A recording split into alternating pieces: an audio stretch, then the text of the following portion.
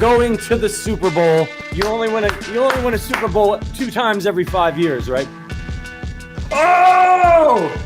The warm-up act is over. Let's bring in Melissa Etheridge, massive Chiefs fan. Melissa. Super Bowl champion, 2-time Pro Bowler, and Trent Green. Trent Green, how you doing? Hey, what's going on, guys? And he picked it up! He picked it up! He's gonna score!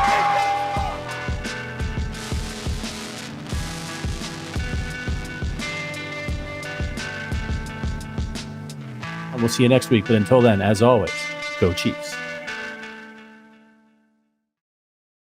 Welcome in. It is Thursday, November 20th.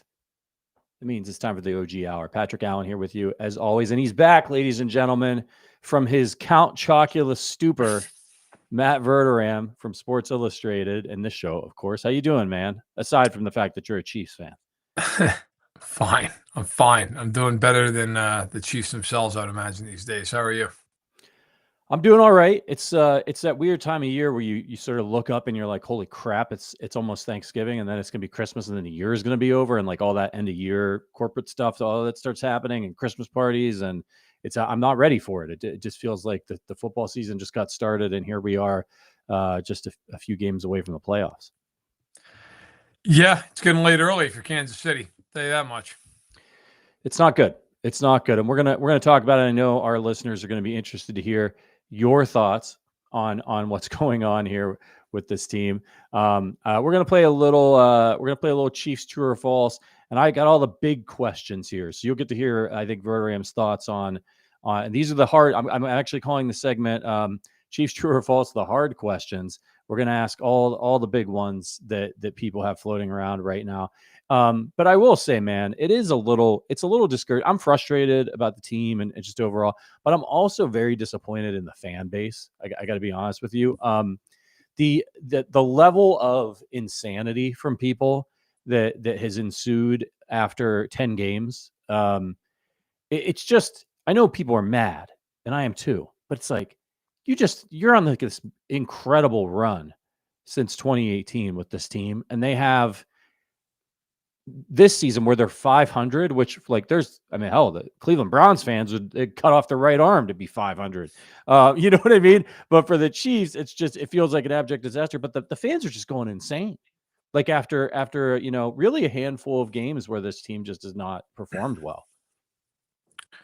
Well, I think there's two ways of looking at this. One is that, yes, I mean, look, the fans out there that are screaming that Andy Reid's got to be fired and Brett Veach has to be fired and Steve Spagnuolo has to be fired and Mahomes is washed up and Kelsey should retire tonight. Like those fans, to those people, I would just simply say you're insane.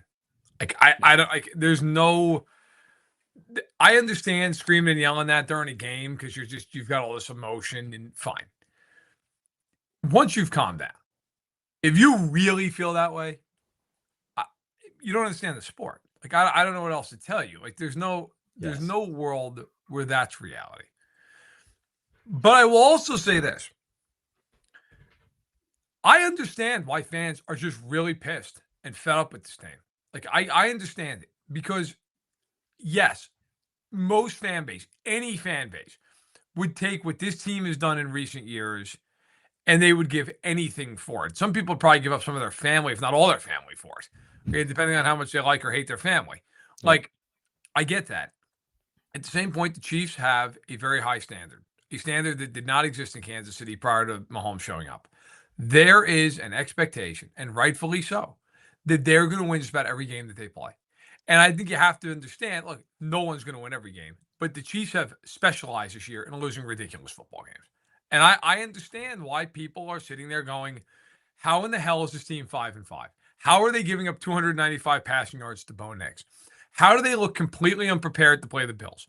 How are they racking up 476 yards of offense and losing to Jacksonville? How are these things possible? How is it that Jawan Taylor just doesn't know what the line of scrimmage is?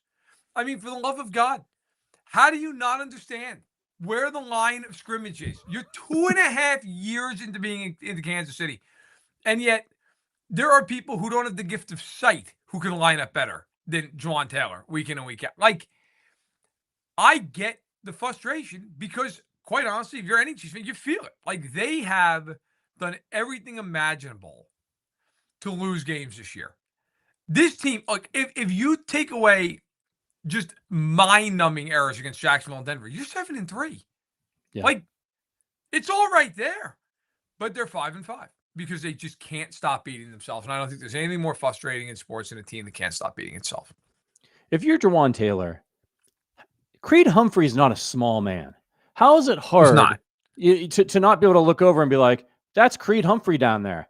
Am I lined up with his belt? Okay, I'm in my right spot. And also, he can look at the ref and ask. They'll tell him. Yes, you can. Yep. Tell him. He should have. I look. We had a clip of me talking about Jawan Taylor from earlier in the season, and I know, and God bless him. I know he had a string of games there where he wasn't getting any penalties, and it seemed like he maybe had finally figured it out. That's nice. But there's a clip from earlier in the season of me calling for him to be benched and saying, just bench him, like that, or every time he screws up, he's got to come off the field and do push-ups because. Listen, I mean, first of all, okay. Like in previous years, they couldn't bench him because they just didn't have anybody else who could come in and play. I mean, they've got Jalen Moore, who, by the way, I got to tell you, he's going to be the right tackle next year. So I don't understand what their big hesitancy is to play Jalen Moore. Now, if you want to argue, well, Jawan Taylor doesn't take the penalties. Okay, great. When Jawan Taylor doesn't take the penalties, yeah, he's fine. The problem is he takes the penalties all the time. I would argue that the single most impactful play in that game against Denver was Mahomes throwing that pick. That doesn't happen if Taylor doesn't take a penalty earlier on that drive and they're first and goal at the 2-yard line. Like, right. Because that throw to Kareem Hunt, nothing was affected by Jawan Taylor. Like, it was a completely independent play of the penalty. It wasn't like it benefited from the penalty. I mean, and I think that speaks for a lot of people, including myself, to a larger issue with this team, which is just a complete lack of accountability. There's just no accountability. How does that happen? Every single week, it feels like, and nothing changes. Nothing. He takes penalties week in, week out. A lot of times, pre-snap, has no idea what he's doing. And look, I mean, there also comes a point, Kelsey got in his face week 1 over it.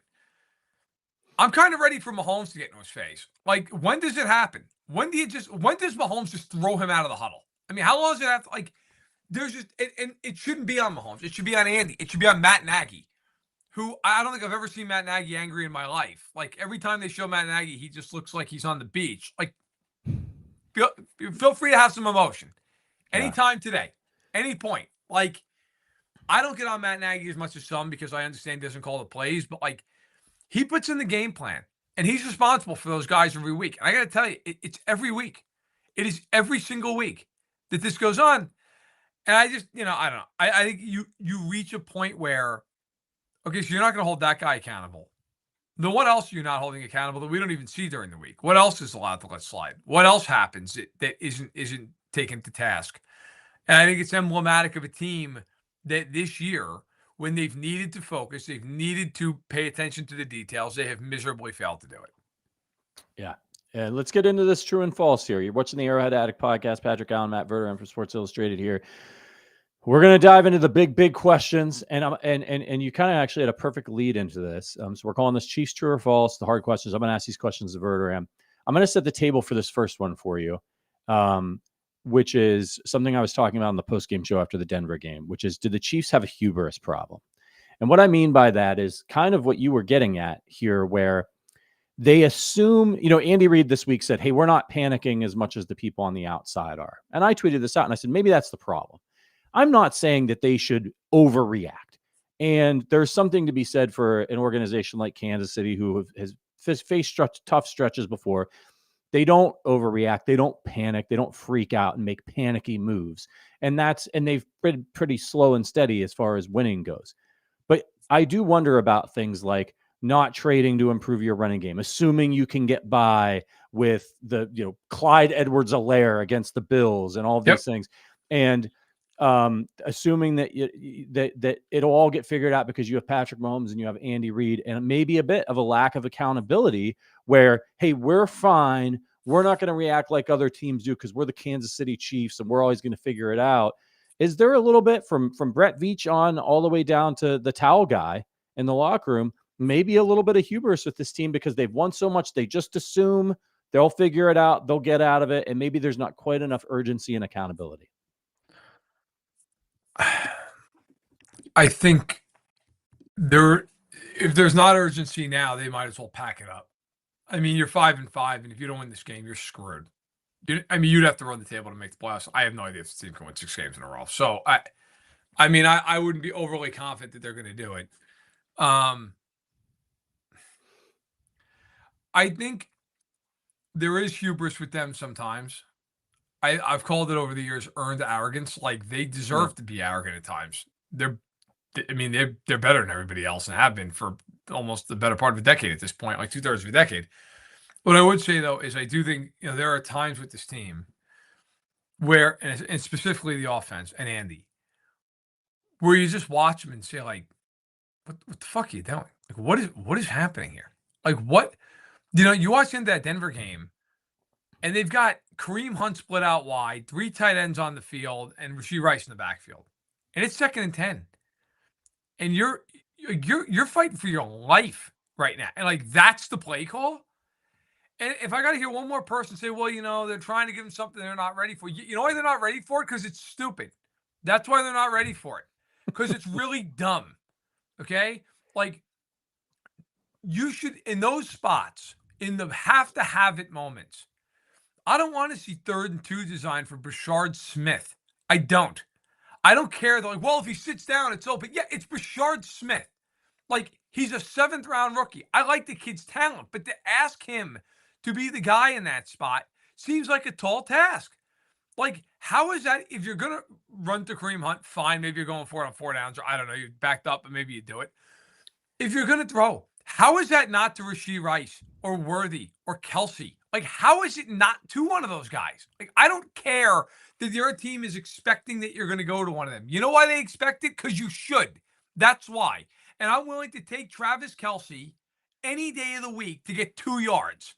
I'm willing to take Rashee Rice to be the guy in zone coverage for 2 yards. Or if it's man, for Worthy to win on a whip route for 2 yards. I'm going to do that if I'm the Chiefs. I'm making that bet.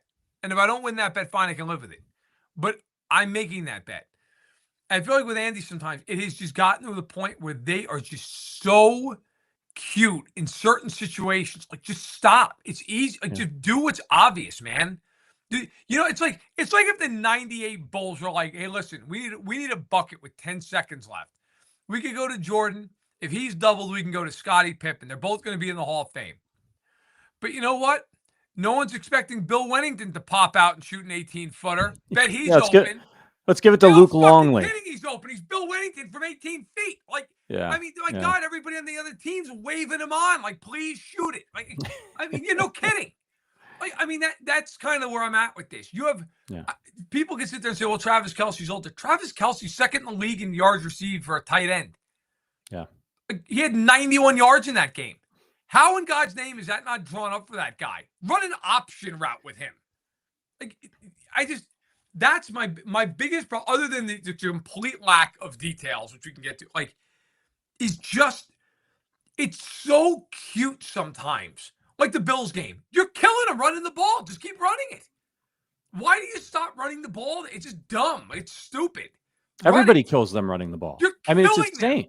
Should run it 50 times against that team. There is nothing they can do about it. Just line up and kill them with it. And the Chiefs in that game, in the middle of the 2nd quarter, down 14-10 while driving, decided that was a great time to just never run the football again. It's just, some of this stuff is just, like, if this weekend, if Jonathan Taylor's run away, I think the Colts are just going to stop running. Now, I understand that Jonathan Taylor's better than Kareem Hunt, but Kareem Hunt is averaging over 4 yards a carry. He's not explosive. He's horrendously unexplosive. But he can get you 4 yards a pop. 4 yards a pop is a first down. Like, why would you, like, I just don't understand the thought process that goes on with Andy Reid sometimes. It is. And I'm going to go true on this with the hubris thing. And I'll tell you why. There's things coming out of Arrowhead. We heard it on the broadcast a few weeks ago. They were like, yeah, we talked to the people inside the Chiefs building, and even though they don't have a great record, they feel like this team is much better than the team they had last year that went 15-2. And then I heard another comment that was like, I think it was today or yesterday, where it was like, coming out of the bye, the Chiefs felt like they just needed to win two of their next 3 games out of the bye, and they'd be fine.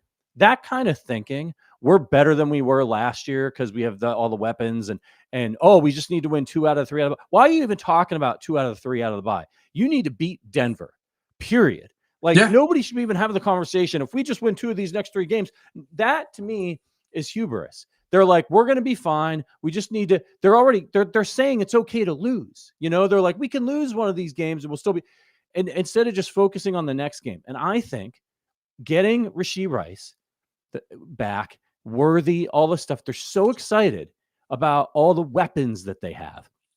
You see Mahomes, he's forcing these deep passes. He's missing them, and they're open sometimes. He's chucking the ball. I think he thinks he has to throw it deep because they have the weapons. Whereas the last 2 years when they had corpses playing wide receiver for them, Mahomes was like, I just have to get a first down. That was all he was focused on, was I got to get a first down. It doesn't matter. I don't need to throw it. I don't care if people think I should be throwing deep, because if I throw it deep, it's Marquez Valdez-Scantling back there or Kadarius Toney, and it's going to be a disaster. So maybe even they're open. Maybe I'm missing it. I'm going to check it down to Travis Kelce. I'm going to run myself. And I think the fact that they have all these weapons, they think they're hot shit. And then they're trying to play like they're hot shit instead of just doing the next thing they need to do. Get the first down, win the game. And I think that's the hubris. I think that's what has them off track. And they need to just focus on, we're not good. We're a mediocre football team, and focus on the next thing that they need to do and stop worrying about everything else. I think, for right now, it's got to be one game at a time with him. But it's just, to your point about the hubris, which, I guess I would fall into true on this. Like, I just think there are times with them where it's just, look, man, it's not that complicated. Like, it is. Right. Like, football is a very complex, complicated sport at the NFL level. But, like, it's not in the sense of, sometimes, like, decision-making is obvious. And I'm not going to leave Spagnuolo out of this too. Like, I'm a huge Spags guy, but like, you have 3rd and 15 against Bo Nix, bro. Heat him up. He stinks. Like, just go after him. Right. What? Your pass rushing rush 3? blows. What are you doing? Your pass rush is awful. You have no chance of getting there. I don't care how bad the guy is, man. He's gonna have somebody open after 5 seconds. Like, I rush him with 6 guys and play cover 0 and just make him beat you. Make him do it. On 3rd and now, if it's 3rd and 5, it's different, right? You hit a little slant route, he picks it up. It's 3rd and 15. It's 3rd and 15. Like, he's gonna have to unload the ball immediately. You're gonna have to either miss a tackle or 2, or he's gonna have to throw some helium ball, and you're just gonna have to get lucky. Like, what are you doing? This is and we've left out the part about this that really, in some ways, maybe even is the special teams, which is just, disaster. Oh my God, man. Every fucking time that team is on the field, it's one thing after the next. It is every week. How the hell do you miss a landing zone on a kickoff? Are you kidding me? For anyone out there who's not aware of math or field spacing, okay, the landing zone, not including the end zone, just the landing zone is from essentially the goal line to the 20, okay? That is 60 feet. 60 feet. And if you're talking about how wide a field is, it's 53 yards wide. So you're talking what? 100 and basically 160. I think it's actually 53 and 2/3. So it's 100. So it's basically 60 by 160. That's like a golfer trying to hit a pitching wedge from 75 yards, just anywhere on the green, and hitting it to the gallery. Yep. Like, what? You're a professional, man. That should be at 100 times out of a 100 times thing. Every time. Yeah. He's already missed the kickoff going out of bounds against Jacksonville. Did that earlier in the year.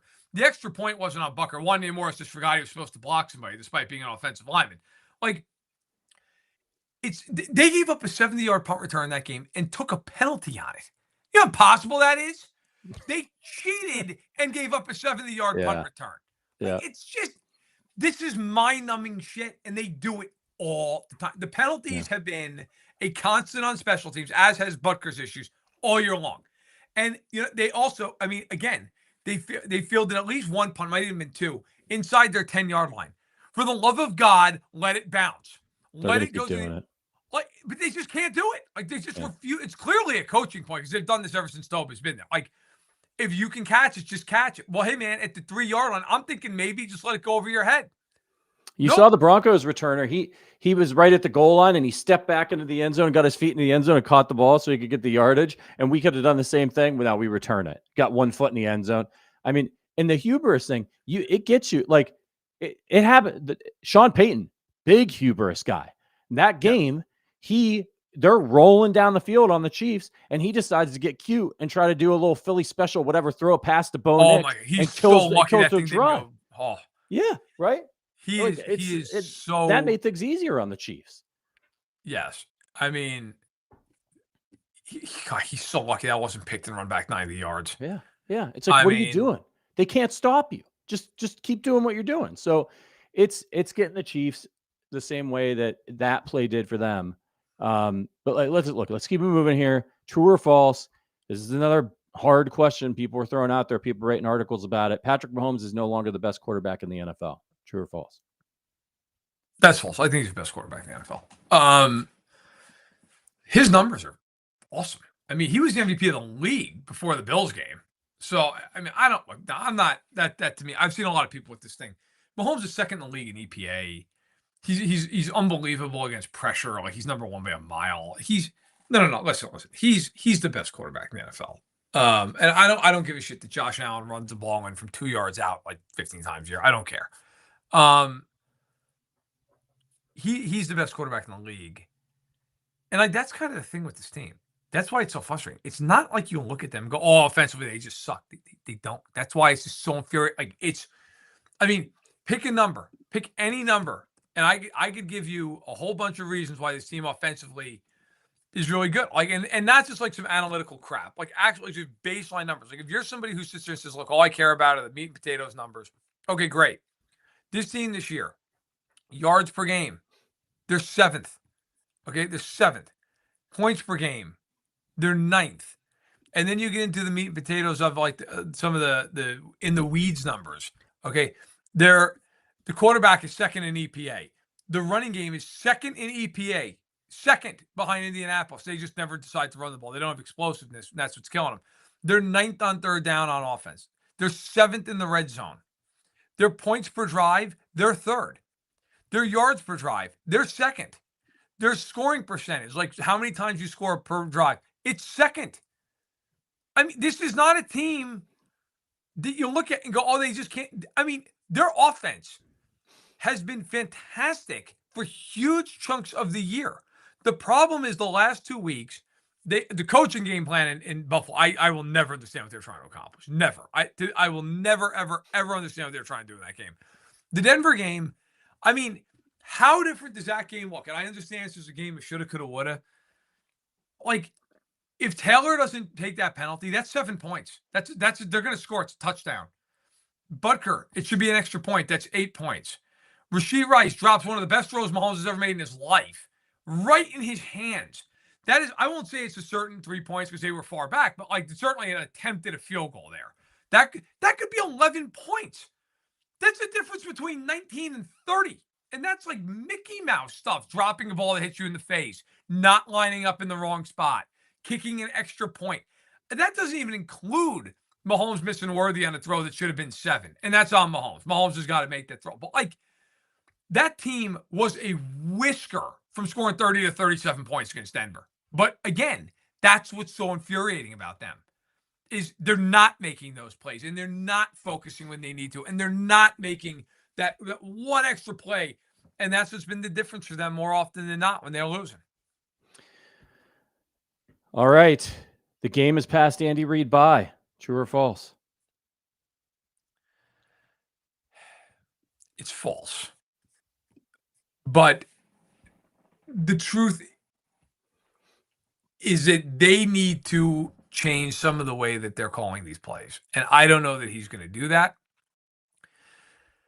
I mean, nobody was sitting here saying the game had passed them by when they were 5-3 and they were the Super Bowl favorites. We're now 2 games left. I don't think the game passed them by in the last 2 weeks. I think he's in a rut. They're in a rut right now. They're not playing well. They're not coaching well. Yeah. But I'm not going to sit here and panic. That's just stupid. I'm not like Andy Reid knows football. He knows offense. But I said it earlier, they have gotten too cute with some of this stuff. They have gotten way too cute with some of this. Like, man, listen, it's not that complicated. Like, you're getting zone coverage. It's 2nd and 6. Okay, great. Have Kelsey hook up for 8 yards. Have Rice run a little, intermediate crosser. If you're getting man coverage, run some mesh concepts. Run some shallow cross concepts. Run some rub routes. Run some deep crosses with guys like Brown and Worthy. They run 4.240s. Like, how hard is this? Andy is very married to how he has always been. And that is getting away from the run too early at times. And it's also this mentality of like, I think what we've seen the last couple of years, which is, hey, listen, we're going to throw short and pick up some yardage. And yes, they've thrown long this year too. They have gotten back to that, which has been great. No team in the league has thrown the ball behind the line of scrimmage more than the Kansas City Chiefs this year. Nobody has thrown the ball behind the line more than Kansas City. That's ridiculous. You don't have Cam Ward as your quarterback. Like, what are you doing? Like, if you're going to do that shit, then just run it. And that's the other thing. That's the last thing I'll say about this. Get under center and run the ball. You're killing teams at under center running the football, and they just don't do it. They refuse to do it. I think they're like 3rd least in the league this year doing it. So, do I think the game's passed him by? No. I do think he's got to wake up a little bit, though, and get to some of the obvious stuff, because they're just not doing that. Yeah, they got to shake some things up. I mean, this is the second time where we, after this Denver game, where teams are calling out. They know what the Chiefs are doing. There are tells. They know what the plays are going to be. They can read people's body language. They got to get that kind of thing shored up right away. And Andy's got. I do think the offense is a little stagnant, and the style of offense they're playing. And the big thing for me is, Andy, you have a quarterback that changed the way the entire NFL plays defense. And you're not taking advantage of the fact that you get a light box pretty much every time Patrick Mahomes is on the field.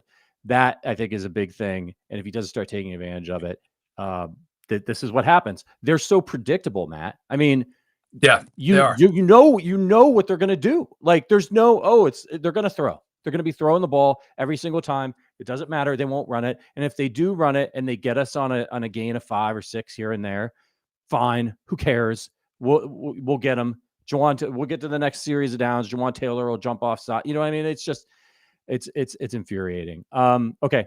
Brett Veach should have traded a 3rd rounder for Breece Hall. False. I don't think it's that. Because then you got to sign him. You got to pay him a lot of money. And I'd rather draft the running back. Take my chances. Like, it's a position that you have a fairly high hit rate on, despite what the Chiefs have shown over recent years. Although they did, listen, Pacheco turned out to be a good back for him. It's 7th round value, very good value. No, I wouldn't trade. I don't think they're like, look, a running back on this team would solve a lot of things. I'm not saying it wouldn't, but again, to me, some of this is just, it's obvious stuff, man. It's like, get under center more. That's not that hard. Call more man beaters against man-heavy teams. It's not that hard. Stop worrying about trying to get the ball to Robert Tonyan on 2nd and 10 with 4 minutes left in a tie game. Like, not hard. Like, it's some of this stuff is just obvious. I mean, it's just clear as the day is long, and they don't want to do it. And I just think, yes, would a running back help them? Absolutely, yes. And they should have addressed it this offseason. They didn't. They sat on their hands and did absolutely nothing, and then they're shocked that it didn't work out for them. But no, I would not have. Like, they need those picks. They have to refresh the defense, in my opinion. So no, if they had gotten him for a day 3 pick, I would have said yeah. But I actually think Veach had the right line. To me, a 4th round pick would have been as high as it would have gone. I disagree with you. The listeners know this. I think he's insane. They have nobody back there. Rashard Smith's got a little bit of juice. He can get tackled by a strong Breeze. He's a rookie. They don't trust him. Kareem Hunt is great, but he has no juice. 0. If you try to give him 20 carries a game, his efficiency is going to start going down. And Pacheco is just not very good. Like, he's hurt all the time. He's not very good when he's out there. Pacheco should be able to be explosive for them, but they're not. Nobody is scared of this running game at all. They don't care.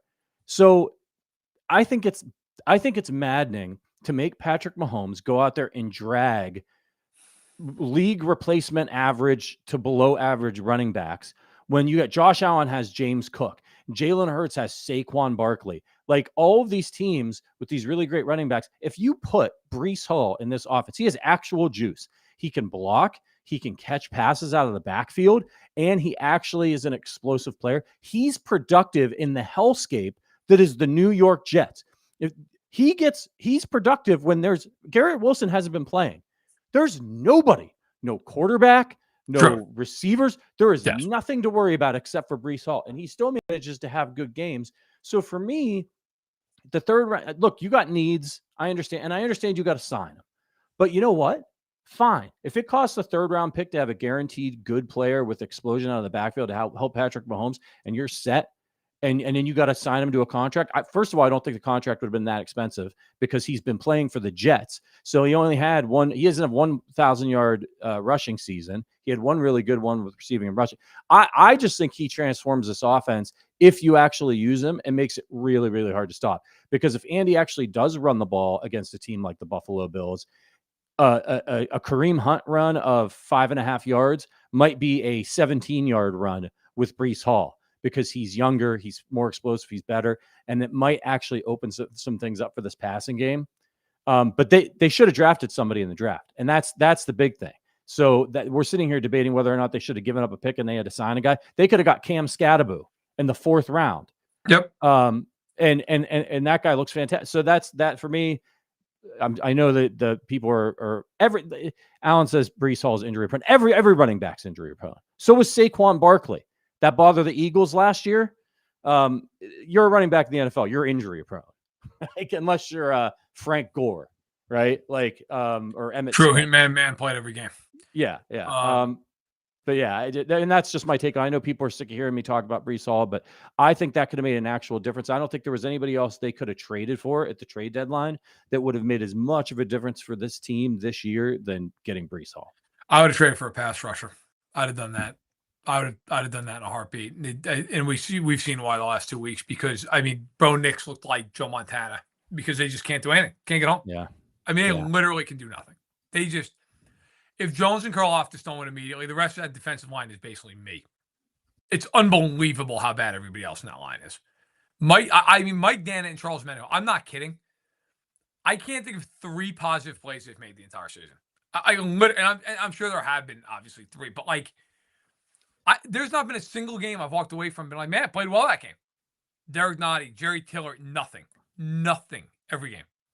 Ashton Gelati's played, it feels like 60-some-odd% of snaps, I believe it is, 66, is half the sack this year. You know how possible that is? Just run into somebody occasionally. Half a sack. I don't care that you're a rookie. It's awful.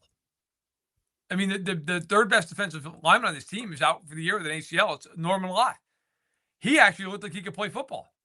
Yeah. The rest of these guys, forget it, man. The rest of these guys are absolute just useless. None of them can do anything.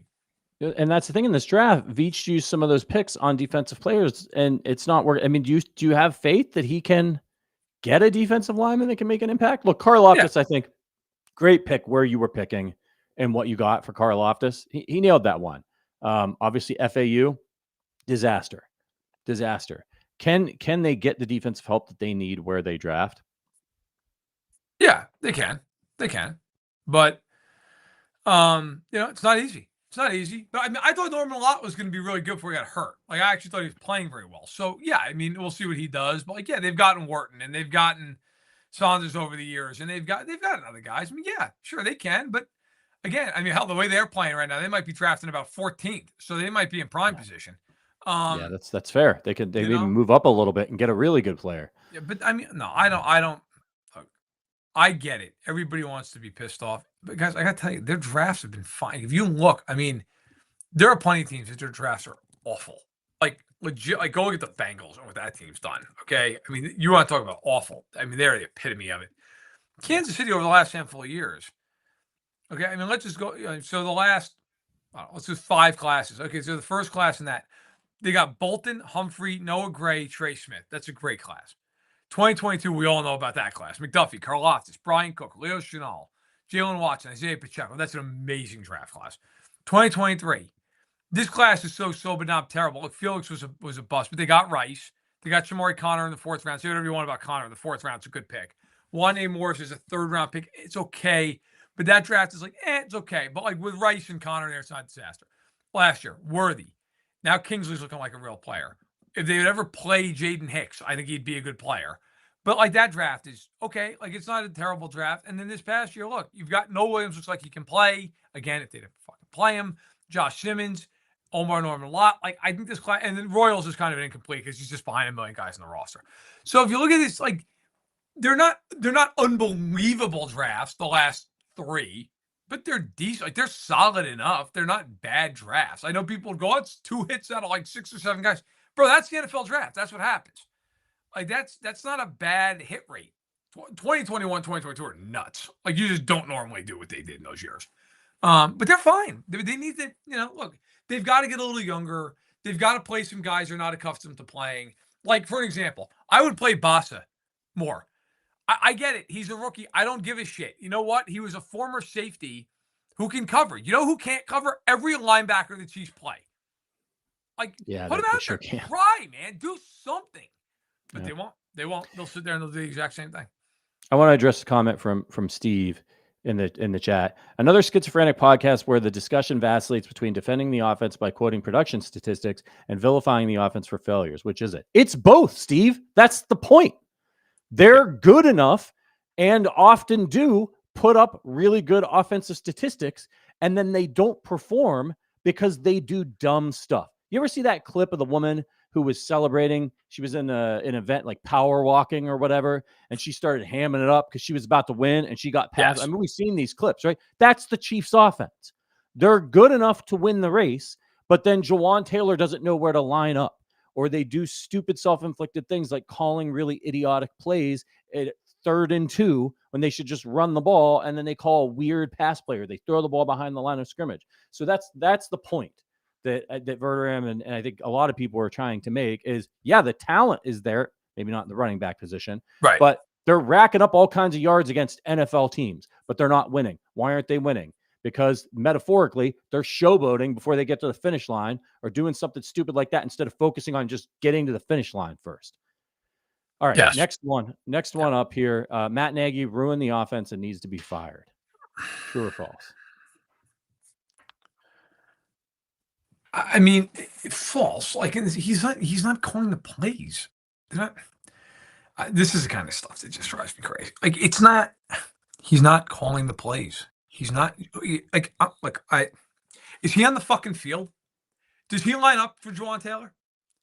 Does he just screw up the route half the time? Like some of these guys where it's a spacing concept and they're all within 3 feet of each other, like they were in 2023 every game. He's not calling the plays, so the plays aren't on. Is he the one calling for a pass to Brashard Smith on the most important play of the season? Is he the one missing Worthy on a wide open touchdown?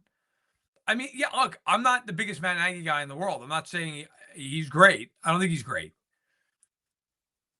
But, like, nobody was bitching about Matt Nagy when they were hanging 37 on Baltimore and 30 on the Lions and scoring like crazy in that stretch, 31 on the Raiders in 3 quarters. Like, this is bigger than he's such an easy scapegoat. Just be like, oh, Matt Nagy's terrible. Matt Nagy, I like to see him as a fire sometimes. I like to see him get guys going a little bit more. But I got news for you. Like, Eric Bieniemy coming back. I loved Eric Bieniemy, but like, okay, yeah, you're going to get more fire. He's not going to change the play calling. He's not going to change Jawan Taylor lineup also. Unless they allow him to take him out of the game. Like, at some point, it's on Andy. Andy's got to do this stuff. And it just seems like there's just no urgency at all. So, yeah, like Nagy, is he my favorite coach in the world? No. Do I think he's the problem? And, like, if he got fired, it would fix everything? No, I don't. Yeah, I'm with you. It's false. They need to be better. He's the offensive coordinator. He has to be accountable. Andy has to be accountable. But, like, he doesn't get credit when they do well, but he's the problem when they don't do well. Everybody that's always clamoring to get Eric Bieniemy back, y'all treated him the exact same way. Bieniemy's a problem. He's fighting with Mahomes. Look, man, does he get credit for winning the Super Bowl with Kadarius Toney and MVS? Does he get credit for that? No, he didn't have anything to do with that offense being good enough to win the Super Bowl.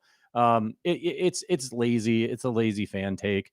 But they all need to be held accountable. But as you pointed out, it's Andy's offense. Yeah. The Chris Jones contract was a mistake. True or false? False, but he's got to be more consistent than he's been this year. Look, he's the first ballot Hall of Fame type of player. Like I'm never gonna get on them for signing him. You had to sign him. But no, he does need to be more consistent. He does. Yeah. But I don't think it's a bad contract. I'm with you, false. Look, we were choosing between him and L'Jarius Sneed. How's L'Jarius Sneed worked out? Correct. Tennessee. Correct. So there you go. Injuries and off the field stuff. Okay. The Chiefs defense has fatal flaws. True or false? True. Their pass rush sucks. Their pass rush is just rancid. Their pass rush is so bad that it makes me wonder if the Chiefs are betting on like the under on sack totals. Like, what is happening with this pass rush? It's ridiculous how bad it is. Karlaftis is a good player. Jones is very good to great, depending on the day. The rest of these guys are just not NFL players. I mean, they're not. Menahu, if they cut Charles Menahu right now, I don't know that Charles Menahu would play snaps for another team. I'm serious. Like, I really think when he is free agency this year, there's a real shot that like he has a hard time catching on somewhere. It's been that bad.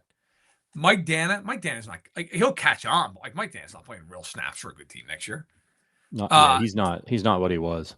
Derek Nottie, Mike Pinnell, and Jerry Tillery literally may be done playing football after this year. Like, I mean, that's what you're dealing with. Like, I don't know what to tell you with this group. Like, they're brutal. And by the way, you don't think some new blood up there would help Jones and Karlaftis? Yeah. I mean, every game, the game plan is just do whatever you have to do to stop those two guys. Anything. Because everybody else, forget it. They're not doing anything. That's why I thought Norman Lott, the injury to him was critical. He was actually playing well. He was creating some problems. And then he got hurt, man. That's kind of it. It's kind of the end of it. Like, they just can't. And that's why I think the answer to this is, listen, I know it's a little devil may care. You got to just blitz and go after these teams. You have to. They have their lowest blitz rate right now since 2022. They got to just go after teams and put the pressure on the corners to play more man defense and play one-on-one and cover. Like, you just have no shot with these guys. None. Yeah. I'd rather give up the big plays than stand there and watch Bo Nix have 40 minutes in the pocket on a 3rd and 15. Okay. And the last one here, the Chiefs will miss the playoffs. True or false?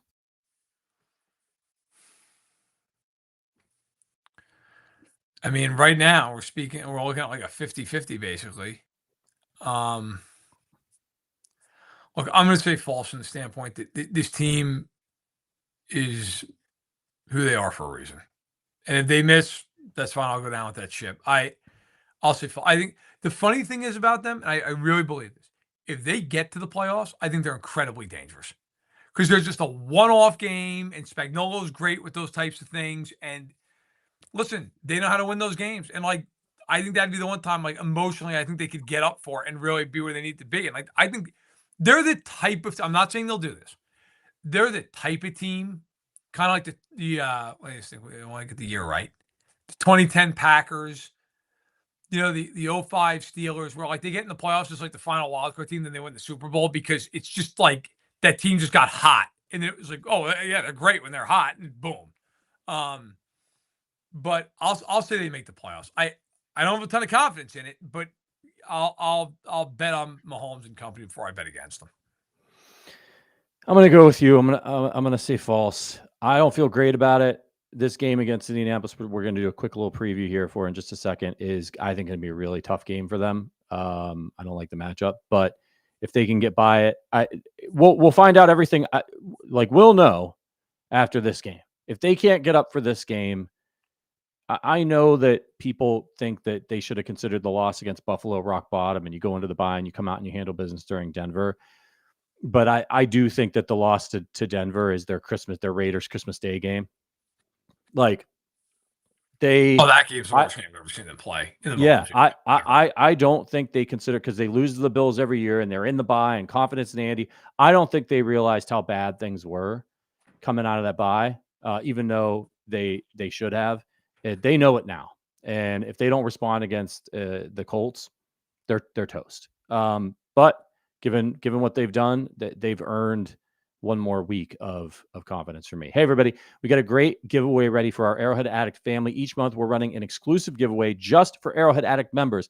And this November, we've got some fantastic prizes lined up. If you're on the Ring of Honor tier, we're giving away a Xavier Worthy jersey to one of those members.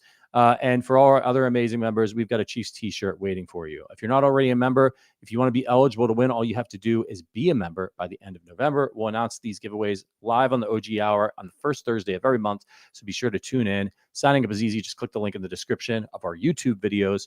Arrowhead Addict members get entered to these exclusive giveaways. They get access to our private Discord, special member happy hours, fantasy football leagues, and more. We'd love to get to know you better. So what are you waiting for? Become an Arrowhead Addict member today. And listen, with football season being in full swing, Underdog is the best place to play to get in on all the action. Are you ready to come off the bench and get in the game? Then you need to get Underdog. It's easy. You just pick whether your favorite player is going to go higher or lower on stats like rushing yards, receptions, touchdowns, and more. Tonight, I'm actually excited about this Thursday night football game. I'm on Underdog, and I'm looking at it's Bills at Texans, by the way, if you didn't know. I got Josh Allen lower than 226.5 passing yards. That offense has been a little bit erratic, and the Texans do have a really good defense. And and this is my special for you. You may want to play around with this on other platforms as well. Dalton Schultz for higher than 39.5 receiving yards. Dalton Schultz, since Davis Mills has taken over at quarterback for the injured CJ Stroud, has been targeted 28 times in the last 3 games. So I've got him going over I've got him going higher than that 39.5 receiving yards. Download the app today and sign up with our promo code Arrowhead Addict to score $100 and bonus funds or entries when you play your first $5. That's promo code Arrowhead Addict. Underdog. Make picks.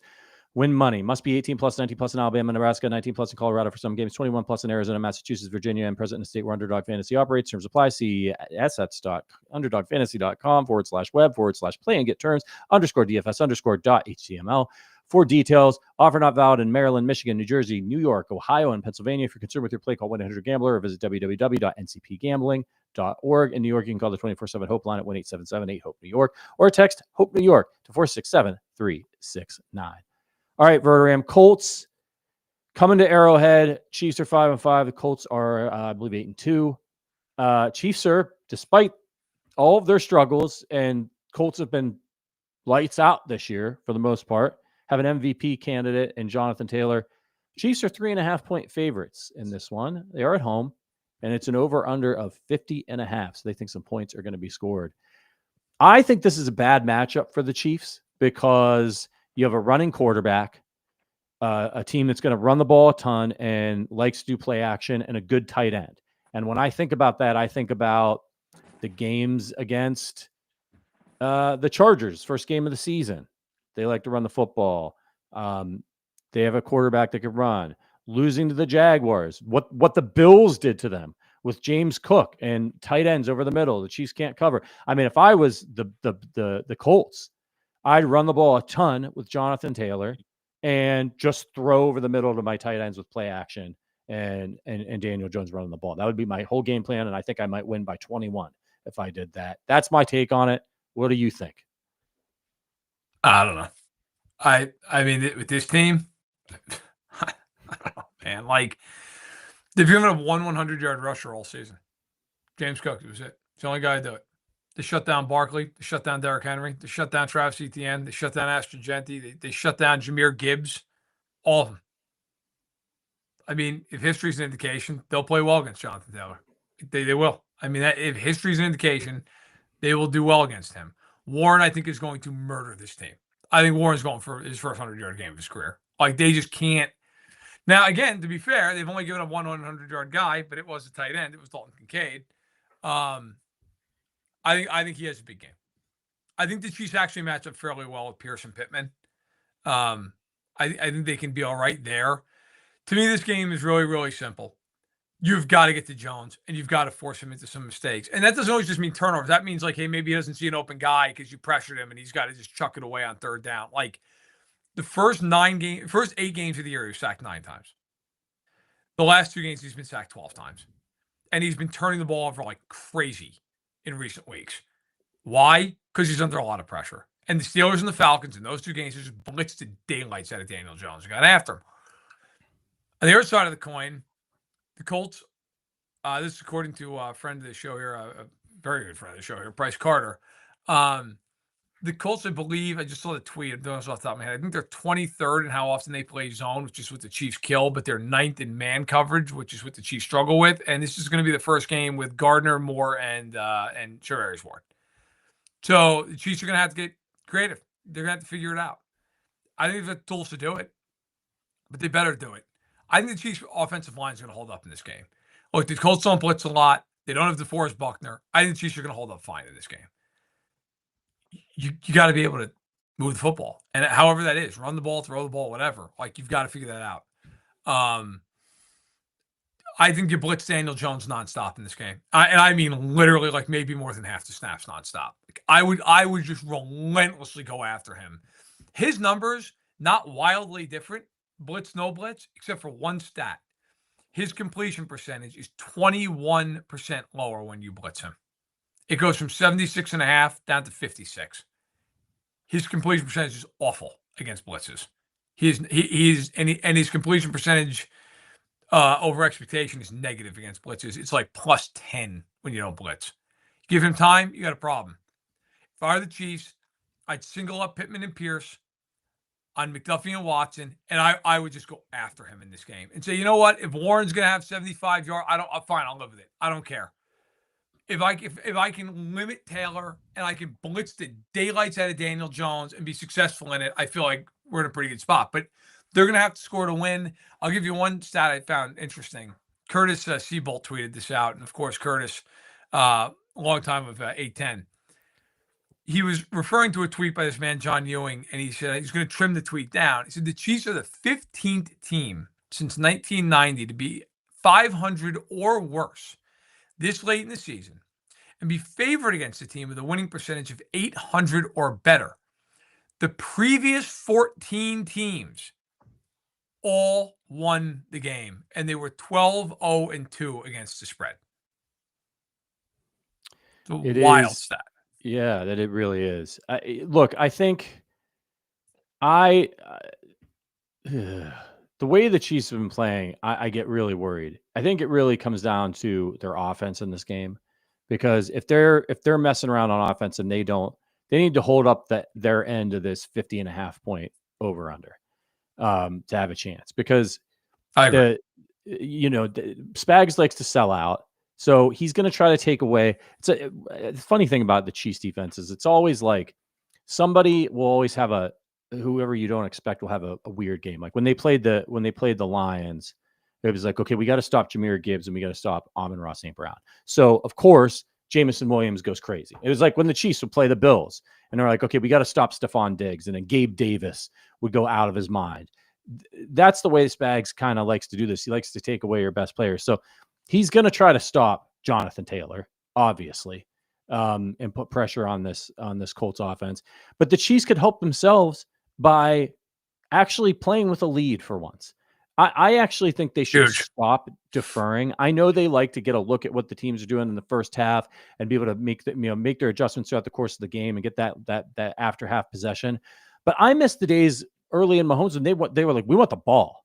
We want the ball. We're going to score. We want the lead. And I feel like Spags' defense plays a little safe early in games while he figures out what's going on. And oftentimes teams that first possession, they go down and they get into the red zone. And then after that, they adjust and they're better as the game goes on.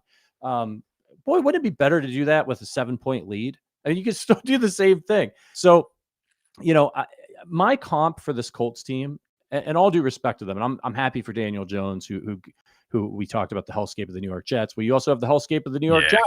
And he managed to escape its orbit and is trying to turn his career around, and he's having a great season. But my comp for this Colts team is the Derrick Henry, Ryan Tannehill Titans. They play good defense. They're well coached. They have good players. The quarterback can run a little bit. He's good with the play action. They have an unbelievable running back. You get to the playoffs, though, they're not really that good.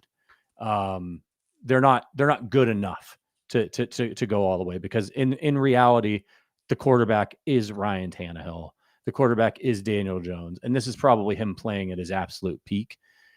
And I just think it gets a lot harder when you get to the playoffs. Would you agree with that assessment, that these are the new Tennessee Titans?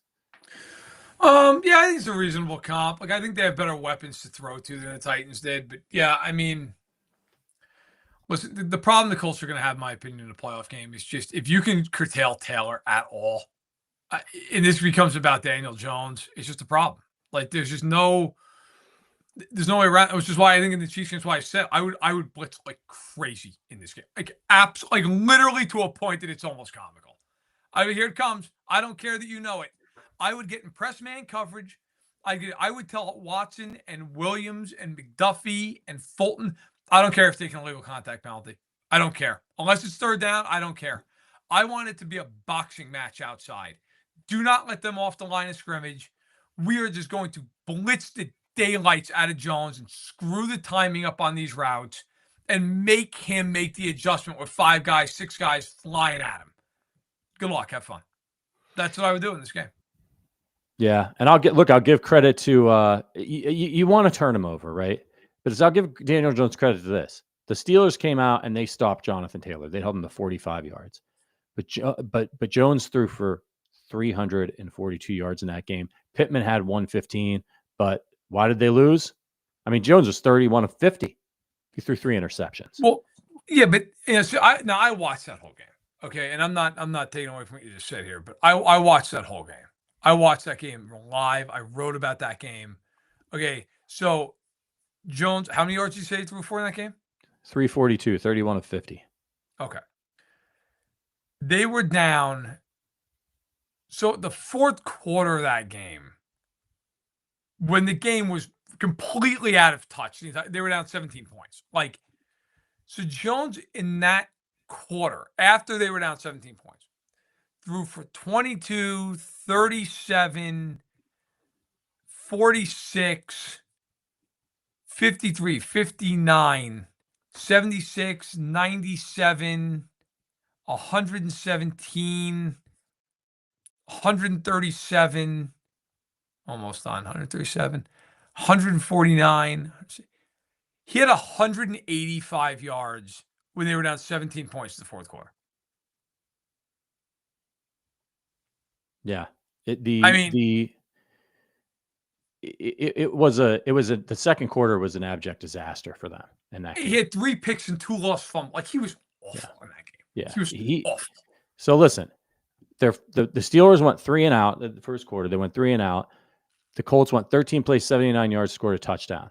The Steelers went 3 plays, -4 yards, punted. Then in the second quarter, the Colts did go 14 plays, 51 yards. They had a fumble. Then the Steelers scored. Then he went 2 plays and a pick. Then he went 3 plays and a punt.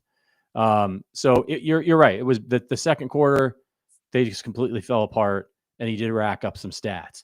But you don't fumble that ball. They got off to a hot start. You don't fumble that ball early in the first quarter, right? And you score there. You're up 14. You're up 14 to nothing, and the Steelers are, Aaron Rodgers. They're not good on offense. So, they're capable of doing it. But I think the Steelers had the right game plan, which was stop Taylor and try to heat up Daniel Jones. And that's exactly what you're saying the Chiefs need to do in this one, is heat him up, make him make mistakes, and put them in second and third and long situations, which play to the Chiefs' strengths. I know that the Chiefs have not allowed a 100-yard rusher, but I just think that they're, I don't know, man. I feel like Spags has some sort of voodoo. He just like, he makes teams forget to run the football. I don't know how he does it, but they get against the Chiefs and they're like, we could probably just run every play, and they don't do it. So I'll be really interested to see if he can pull that out again against the Colts and Jonathan Taylor after he came off of, what do you have, 240 yards receiving or rushing or something last week. It's ridiculous. Yeah, he's unbelievable. I mean, the guy's over 100 yards rushing already. Yeah. All right, we got to get out of here. We got to give you our final score predictions before we do. 50, like I said, 50 and a half over under in this game. How do you see it shaking out, Verderame? I really don't know. I will say this. I said all week last week on my pod, I have a little pick'em thing going, and I picked Denver to cover. I thought the Chiefs would win, but I thought it'd be really tight. And I basically said, look, the thing I fear most in this game is that Denver comes out flying and the Chiefs are just flat because they've shown that they can be that way a lot of times this year. And I felt like they were early. They couldn't get going. I could be wrong, and I'll be really disappointed in them if I am wrong. I do not think they're going to be flat in this game. This is a back to the wall, wounded tiger, whatever metaphor you want to throw out there. I mean, all of it applies in this game. I think they're going to win 27-24 because I think they know they have to.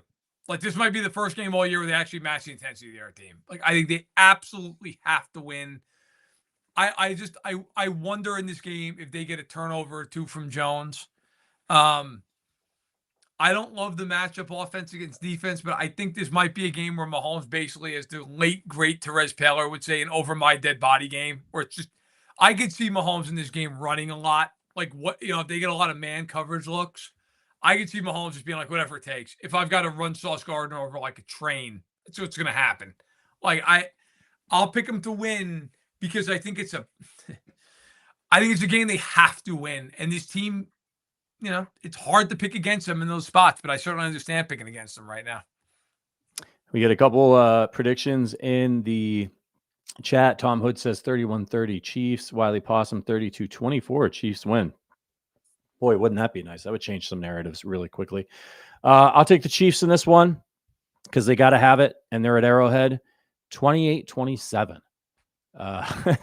They got to start fast in this game. If they come out and they've got 3 points after the first quarter, they're in trouble. They need to come out and get touchdowns, stop settling for field goals, and cut out the mistakes. I think they cut out the mistakes. They're playing a very good Colts team, but I think they can win it. All right, everybody. Thank you so much for supporting the show. Check out the link in the description if you want to become an Arrowhead Addict member. Verderame, you're over at Sports Illustrated. You got anything coming out people should be on the lookout for? Yeah. So we've got the Friday preview piece that comes out every single Friday. That'll be out, of course, Friday morning. I preview the Chiefs Colts game along with the 4 other games this week. Good, Bad, and the Ugly, which is my column that comes out every Sunday. Comes out during the games in the afternoon. Then it is continually, I update it throughout. And then next week, All Pro team at the 75% mark or so of the season. So all those things coming out. And then in next month's written edition, the magazine, check out, I have a profile on Joe Namath. I went down to Florida for a couple of days and sat with him, and he was awesome. He was Joe Namath as always. Nice. Did you ask him about Susie Colbert? No. Good call. Good call. All right, everybody. Thank you so much. Check out Verderame's work over at Sports Illustrated. We'll see you. We'll be here with the Chiefs pregame show, halftime show, and postgame show. Win or lose for the Colts game. But until then, as always, go Chiefs.